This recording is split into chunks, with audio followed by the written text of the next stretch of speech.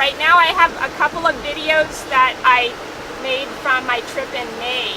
I visited to see how my family and relatives were doing, and to get information from the aid organizations, and to touch base with an NGO that works with fishing communities.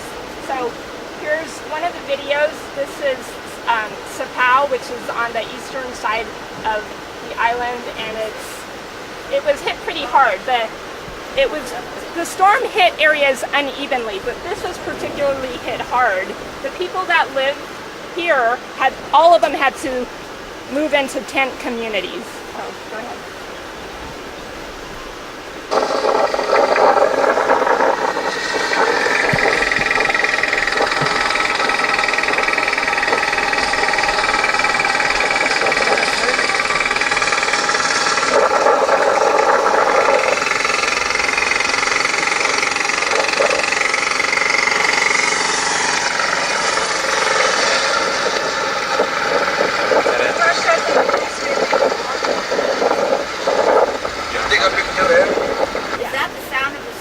No, that's the sound of a tricycle. We were on a tricycle traveling south back to D1 from a church in Sulungan.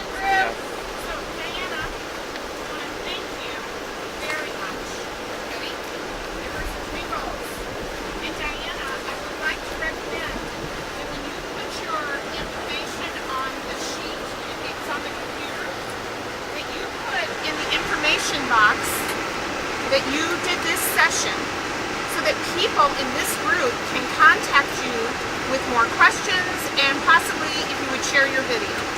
Could you spell your last name?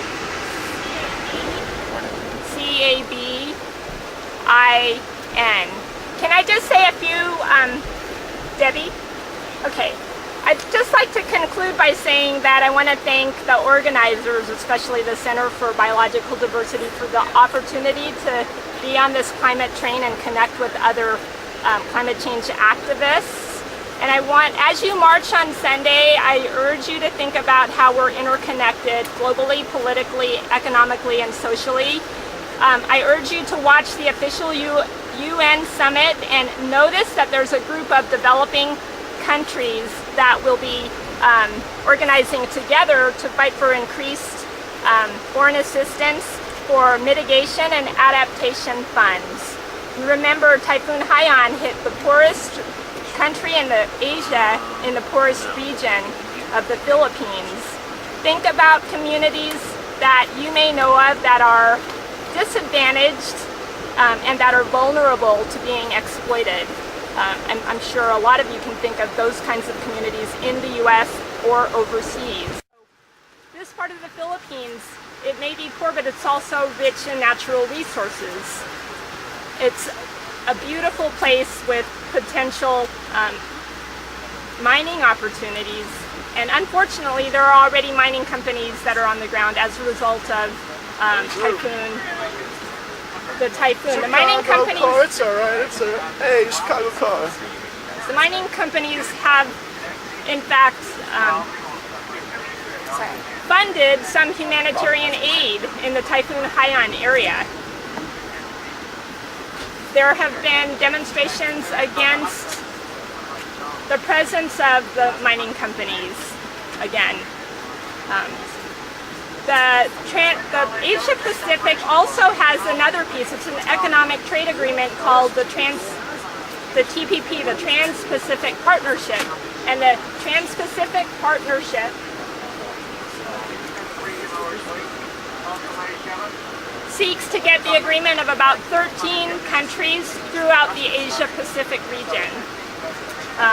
What that means for typhoon-affected areas is that local governments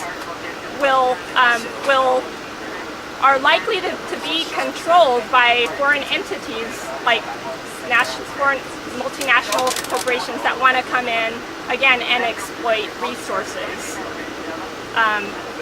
The TPP is an economic agreement that the Obama administration is trying to pass, and the Asia Pacific Asia Pivot is also a U.S. campaign that the Obama administration is pushing. So those two agreements will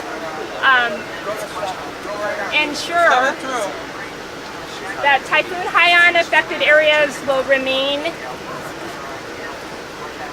vulnerable politically, economically, socially.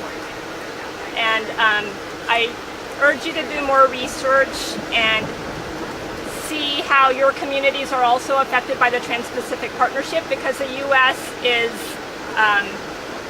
behind this trade agreement, and the agreements have been made in secret with the intention of giving multinational corporations more power over local sovereignty.